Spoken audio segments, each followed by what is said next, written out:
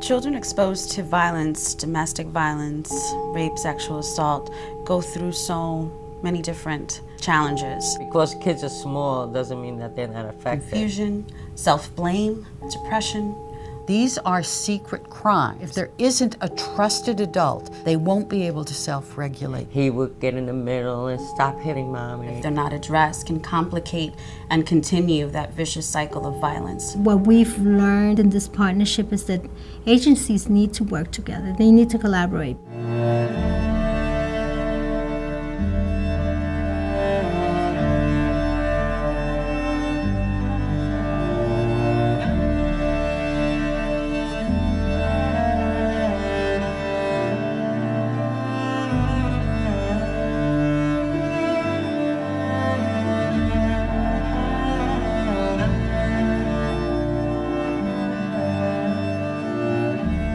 This partnership came out of a need, the needs of the child, the needs of the parent, and then the needs of the system that's trying to support them.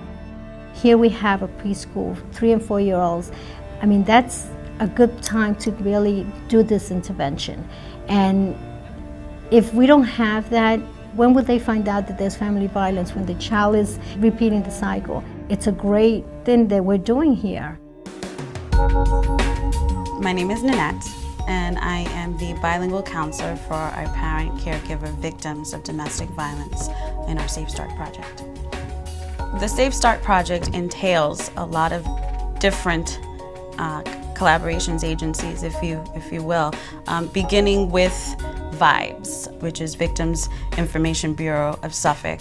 We also deal with Child Protective Services, and then the Head Start program. Together, we're trying to meet the needs in all different realms of someone's life. In an average week at this present time, I am visiting 7 centers out of the 23 centers that are throughout Suffolk County. I can spend, anywhere from 15, if not more, hours just traveling from one location to another. The geography of Long Island is so long in many ways, and it can be very difficult to find public transportation, or even if there is some available, if you're trekking 5 kids with you, and some of these situations of getting to certain agencies is not ideal, and so, or safe for that matter. So us being able to go to them really does play a huge part in, I think, how it's been so successful already. Right now, I'm heading to our Huntington Head Start, where I'm going to meet with Prisma, who is one of our victims who reached out to our Safe Start program. Initially, I received a call from Freddie, who is a family advocate over at the Huntington Head Start. He, with permission of the victim, was able to inform me as to what was taking place, and immediately I said yes, of course. If I can be there before her, then I can welcome her in, and we can immediately begin our session, and the child can go with the children's counselor.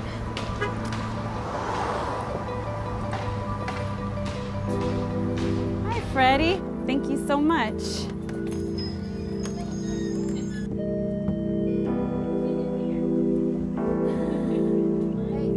In preparations for working with Aiden, I'm incorporating a lot of what I already know in terms of the backstory, the history of, even at such a young age, what he might have, already experienced or been exposed to.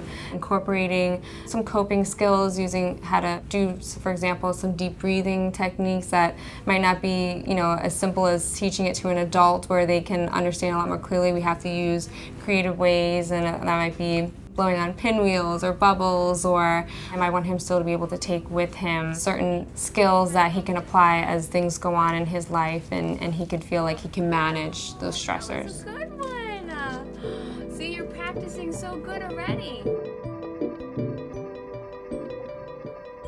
En el momento que empezó la violencia doméstica fue desde el principio de la relación. Una de las principales fueron que ellos querían tratarme como el padre me estaba tratando. Querían pegarme, querían gritarme y manipularme o hablarme como sentir con el mismo derecho que él hacía hacia mí. el niño de 5 años. Un día yo lo mandé a ponerse su pijama de dormir y no quería, se enojó y lo que dijo fue, me hizo sus señas, me dijo que me iba a cortar con un cuchillo. Y yo le pregunté que cómo me había dicho y él me volvió a responder que me iba a matar con un cuchillo, me hizo que me iba a cortar la espalda con un cuchillo. Él tenía como 3 años y medio cuando eso ocurrió. Y fue cuando me di cuenta que estaba en un mundo lleno de violencia doméstica. Seeing her now continuing with the services through Head Start, getting the counseling that she desperately needed and her son desperately needed is something that I see that has given her courage to continue and to go after her dreams. It's been a great process to be a part of. It's been truly rewarding for me. This is where I get emotional. I'm sorry. Because it's so amazing to see how human beings can go through such challenges and ordeals in their own life. And to be able to decide one day that this is no longer going to take place. I only play a small piece of that because if they don't make that initial decision to move forward, there'd be no point in me being here. Head Start is designed to help neediest of the needy, people who really are at risk. It began in the 1960s, Lyndon B. Johnson's War on Poverty. It's designed to give children who are lower income an equal footing when they start school. It differs from other preschools and daycare centers in that it just doesn't work at the educational component. It looks at all the variables that influence a child's life that might affect his development. Because so many of our families experience domestic violence, we have a close relationship with Vibes and the workers. And our families, since they trust us, they trust the people that we trust. Kind of get to know our families very well. Anybody else from our group hug? Throughout this project, I've had sessions in the center manager's office if it's available. I've had the pleasure of working in one of the advocates' offices if it's available, the classroom.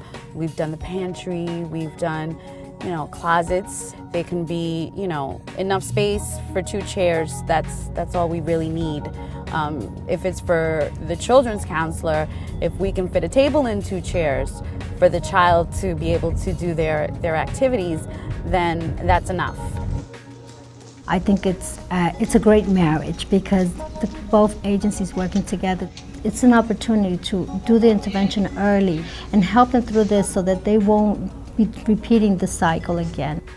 We came up with logs because we don't want anyone to see the aggressor to come here and see that the parents are logging in at different times. And in one of our meetings, we were trying to figure out how do we reach out to our families. And we came up with the idea of having a tear sheet in the bathrooms.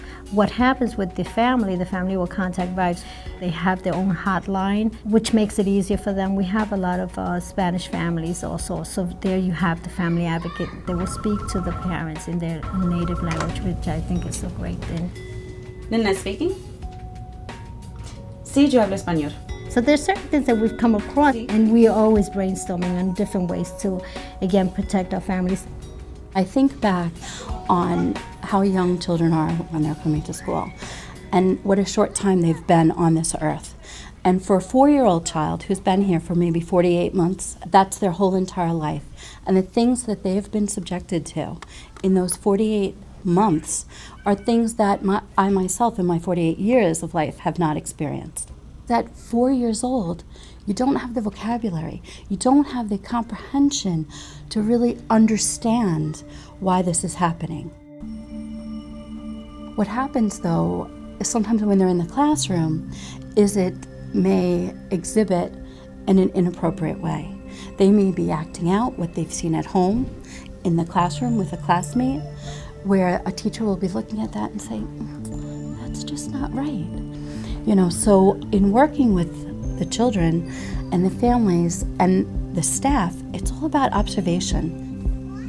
Training is a very vital piece of this whole partnership that we have. All of the staff at Long Island Head Start has been trained in domestic violence, signs that domestic violence might be going on, what to do about it, how to refer.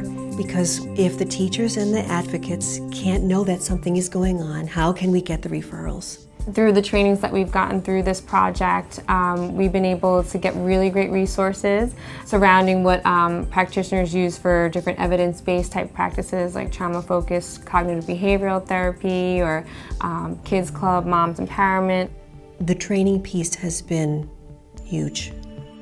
So when you're doing treatment, you have to be comfortable talking about this, and everyone here is, I'm sure, very, very comfortable. You're aware of how you come across when someone says that their stepdad sexually abused them on a daily basis, that you don't look like you're experiencing an overwhelming sense of pain, so that the child doesn't perceive themselves as hurting you, that you can very much, you don't want to be like stone cold. You have to be a clinician and respond supportively. But what might that do when a kid is telling you stuff like this and you grimace like that? You might think, boy, man, my therapist, I don't want to hurt them anymore. They're having a hard time with this. Or, boy, if this therapist, if this is hard for them to hear, this must be really, really bad. Okay? So it's very, very important that we seem comfortable, because not feeling comfortable can have a very detrimental impact on your child's ability to talk to you. Anna Marie, who is the director of our children's program, and she's also involved in the Safe Start project. She's been extensively trained on dealing with cases where there's been either a murder that's taken place, a death. She's extensively trained in grief counseling with children. Happy birthday, Grandma! Are we going to work on the surprise first?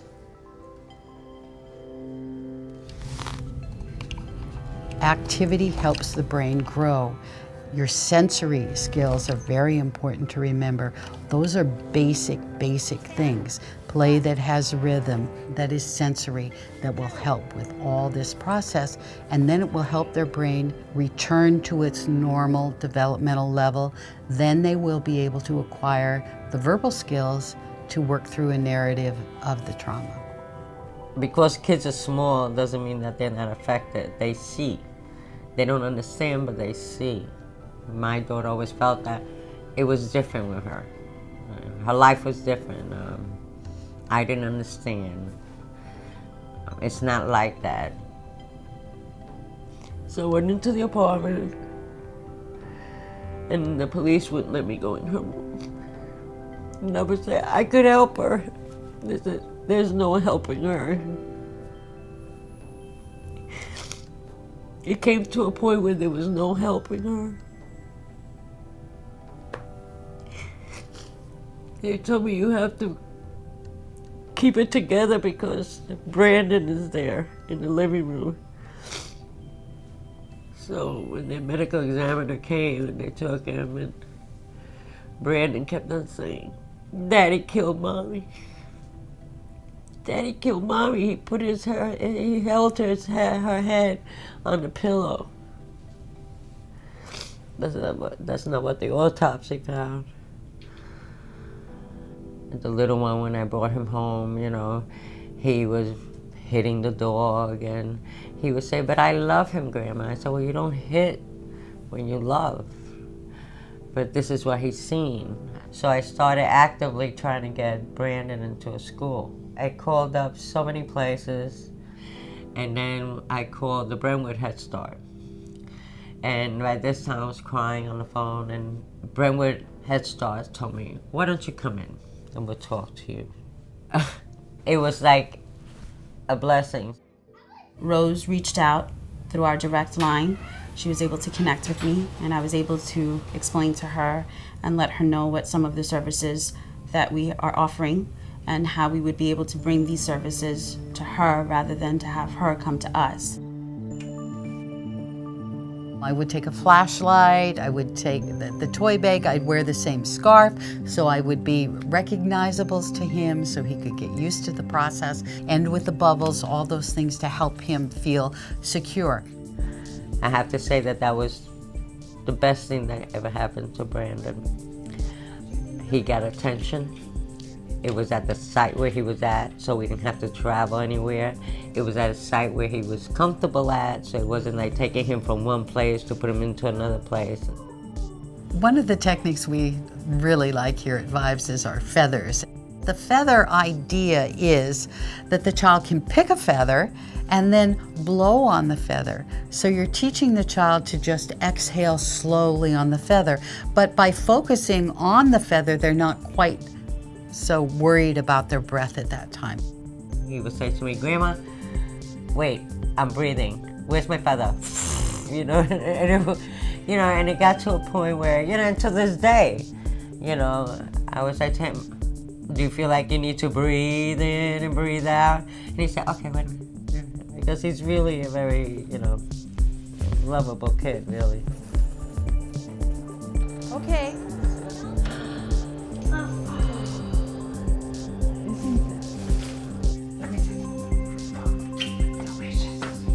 And you feel beautiful. Oh, yes, she is so beautiful. If you're a parent at Long Island Head Start and you're scared, and you might be scared for your life, you come to this center every day, you drop off your child is safe every day, you see a friendly face every day, and then to know that you can get help from a therapist, a trained therapist, and that your child can get help in a safe way by a trained therapist, it's got to mean the world to those parents. So many of them think that this is it.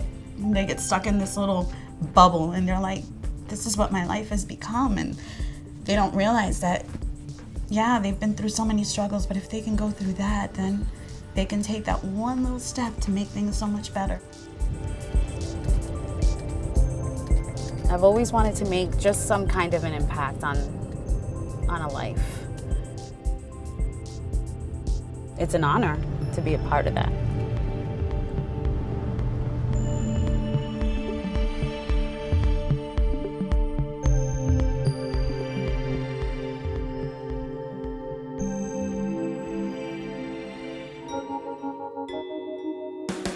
Thank you.